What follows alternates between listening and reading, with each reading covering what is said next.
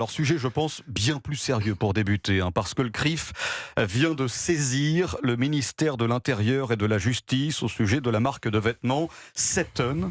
Le CRIF estime que son nom et certains de ses visuels renverraient aux attaques du 7 octobre, perpétrées pour rappel par le Hamas. Alors Seton, c'est simple, SA comme samedi, 7 comme octobre, et comme 7 octobre, et Ten comme le 10e mois de l'année. Donc, alors le CRIF demande tout simplement l'interdiction de cette marque.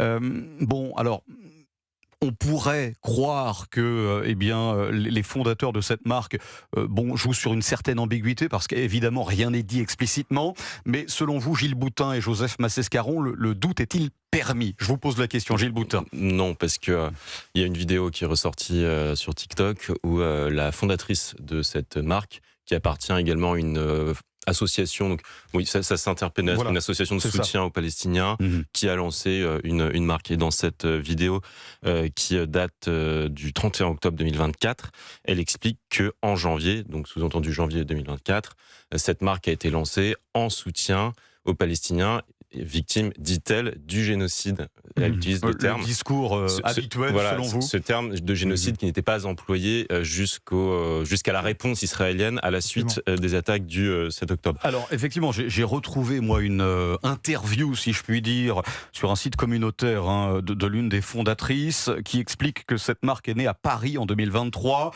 et cette initiative, donc Seton, s'impose aujourd'hui comme une forme, je cite toujours, une forme d'aide humanitaire profondément ancrée dans la solidarité palestinienne et la décolonisation. Je referme les guillemets, bien sûr. Sous couvert de nobles causes, y a-t-il, selon vous, des relents antisémites, Joseph Massescaron, derrière cette marque? Voilà. Pardon, pour moi, il n'y a aucun doute que c'est même pas des relents antisémites, c'est un antisémitisme affiché. Faut-il interdire? Parce que ça, c'est une autre question. Ce sont deux questions qui sont différentes. Oui. Reconnaître le caractère antisémite de la démarche. Bon, d'abord, même avant antisémite, il faut reconnaître l'obscénité au sens littéral du terme de cette démarche, parce que vouloir se faire du fric, il n'y a pas d'autre moyen, même si ensuite on dit que c'est une manière d'aider les Palestiniens, il y a 10 000 autres manières d'aider les Palestiniens. Moi qui suis vieux, vu l'âge que j'ai, vous savez, la question palestinienne, ça fait longtemps qu'elle est... aider les Palestiniens sans être antisémite. On peut le faire, c'est vraiment... mais là, donc l'antisémitisme est probant et obscène, comme je l'ai dit. Maintenant, est-ce qu'il faut... Interdiction ou pas, alors? Interdiction ou pas, moi je pense que non, il ne faut pas interdire. Il faut arrêter, parce que, vous savez, je pense que le CRIF est sur... je crois que le CRIF se trompe de combat, mais peut-être qu'on va en parler. Expliquez-nous pourquoi. Pourquoi pas, votre réponse, Joseph Massescaron, mais pourquoi vous dites qu'il ne faut pas interdire? Vu la situation actuelle, je pense que le CRIF, quand il mène ce type de combat, s'exonère de poser la vraie question, qui est la question fondamentale, à mon sens. Quelle est la question fondamentale? À mon sens, la question fondamentale, c'est celle de l'immigration. Mais on peut faire les deux. Oui, mais il ne le fait pas. Précisément, le CRIF ne le fait pas. Oui, mais à la limite, on peut lui reprocher de ne pas embrasser l'entièreté et la complexité du sujet. Cependant, il y a un discours de haine qui est évident dans ce message et dans cette utilisation de cette marque sous couvert de solidarité. Les clins d'œil sont évidents. Donc à partir de là, à mon avis, c'est pas très compliqué de prouver le caractère haineux de cette démarche, de cette marque. Et derrière de la faire interdire, quand bien même, elle a l'air mais pas du tout répandue. C'est très confidentiel. C'est assez confidentiel, mais sa simple existence est extrêmement. On va pas minimiser au prétexte que ce n'est pas très visible. Si on l'interdit, il sera. Joseph Massescaron. Tout le monde sait qu'à Paris même, le fameux effet Streisand, dans le 8e arrondissement, il y a des librairies qui vendent le protocole des sages de Sion, qui vendent des éléments délibérément antisémites. Est-ce que ces librairies sont fermées? La réponse est non. Voilà. Oui, mais il faut... on le sait. Tout État démocratique fier de ses valeurs se doit d'être intransigeant, même si derrière, il y a dans les arrière-boutiques, ça se vend toujours. Vous avez raison sur les questions de principe, mais il y a un moment donné où je m'interroge sur la démarche et la démarche suivie par le CRIF. Il y a un moment où le CRIF va quand même devoir arrêter dans une situation, je dénonce sans y toucher. Je dénonce, voilà, je dénonce, et s'attaquer aux racines du problème. Et le racine du problème, si vous demandez aujourd'hui aux personnes au sein de la communauté juive, 80% des gens de la communauté juive vous répondront, c'est l'immigration. 80%.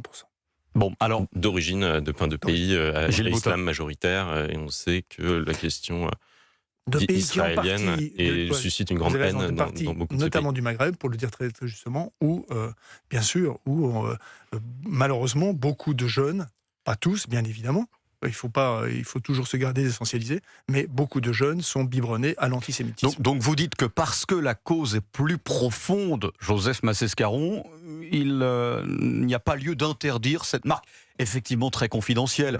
Et en parlant d'ailleurs ce soir sur Europe 1 et peut-être sur CNews, il y a ce qu'on appelle effectivement, Gilles le disait très justement, l'effet stressant, c'est-à-dire remettre des pièces dans la machine et donc faire de la publicité pour cette marque. Je pense que je paraphrase à peine ce que vous dites, Gilles.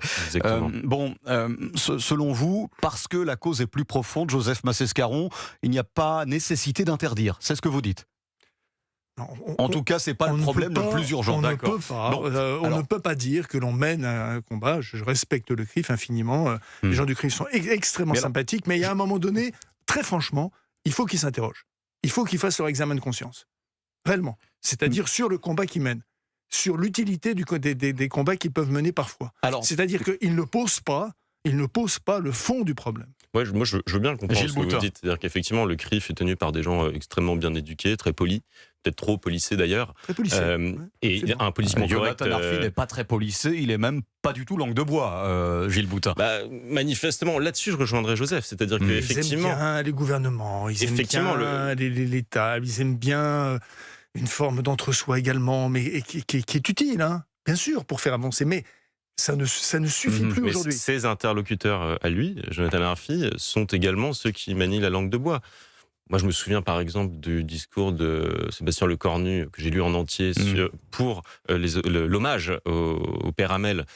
Il faut quand même lire attentivement et jusque très loin dans le discours pour avoir une allusion au fait que c'est d'émanation islamiste. Ça vient se dissimuler un peu, alors que ça devrait apparaître dès le début. Et donc, effectivement, il y a un angle mort dans notre débat aujourd'hui sur l'origine, effectivement, de l'antisémitisme.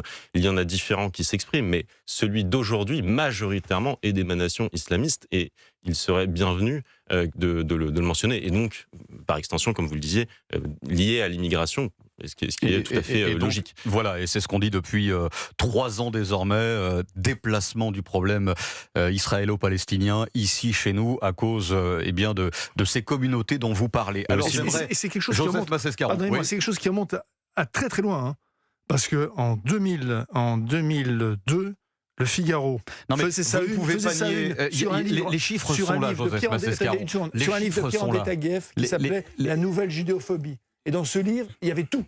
Tout ce qui est en train de se passer aujourd'hui. Non mais reconnaissez, Joseph Massescaron, je ne fais que citer les chiffres, que l'antisémitisme au niveau des crimes perpétrés en France est devant l'islamophobie. Et ça, on ne peut pas le nier. Vous ne pouvez pas nier, Joseph Massescaron, que toutes les statistiques disent... Vous ne niez pas l'antisémitisme, effectivement. Mais alors tout de même, j'aimerais vous interpeller parce que c'est intéressant ce que vous dites, mon cher Joseph. Lorsqu'à Toulouse, en 2025, c'était il y a un an, un homme, place du Capitole, portait un maillot avec un flocage, un maillot de football en fait, avec un flocage arracheur de kippa. Alors c'était un jeu de mots parce que 2 DE a été remplacé par le chiffre 2.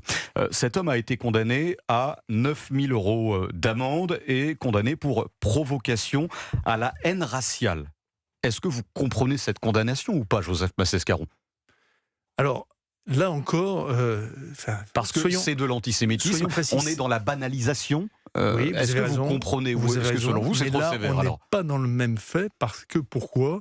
Parce que on incite à une action. Et là, juridiquement, on est dans un domaine différent. Nous n'incitons pas à une action avec Seton le 10 octobre. Lorsque vous commercialisez une marque qui s'appelle Seton, 7 octobre 2023, il n'y a pas d'incitation à la haine raciale selon vous? Non, je dis simplement que ce sont 2 choses différentes. Quand vous incitez à une action qui est une action concrète, c'est-à-dire arracher une kippa, d'accord, c'est quelque chose de grave. C'est quelque chose de grave parce que là, il n'y a pas d'incitation avec Seton alors? Mais là, c'est tout simplement quelque chose qui est obscène et qui est en effet de l'ordre de l'antisémitisme. Voilà, c'est un discours qu'il y a malheureusement depuis le 7 octobre, que l'on voit fleurir depuis le 7 octobre. Mais je dis et je redis que, je peux me tromper, mais quand j'entends maintenant de plus en plus les personnes de la communauté juive me parler, ils me disent, notamment à propos du CRIF, il faudrait que enfin, quand est-ce qu'on va poser la vraie question qui est celle de l'immigration. Voilà, d'immigration. Vous savez, vous avez la gentillesse de parler du voyage que je viens de faire. Je viens de faire en Ouzbékistan. Ouais. Eh bien, j'ai eu en Ouzbékistan, pays musulman, des jeunes avec qui j'ai parlé et qui m'ont dit « Mais qu'est-ce qui se passe en France? Comment vous tolérez ça? Comment vous tolérez les petites filles voilées? Comment vous tolérez, etc., etc. » Et la liste était longue. Comment vous tolérez les prêches des imams et qu'ils ne soient pas contrôlés? Comment vous le contrôlez? En Ouzbékistan, pays musulman, à 90%. Et j'ai pu voir aussi des personnes de la communauté juive à Boukhara et à Samarcande, et je peux vous assurer que là aussi, ils se sentaient plus en sécurité là qu'en France. Gilles Boutin, faut-il plus de fermeté à l'égard de ces ambiguïtés, je vais le dire de manière très pudique, vis-à-vis de l'antisémitisme? Tout dépendra des suites sur ce cas-là. En général, j'élargis le débat. En général, je pense que le cadre juridique est présent. Alors il y a une loi, la loi, comment s'appelait-elle?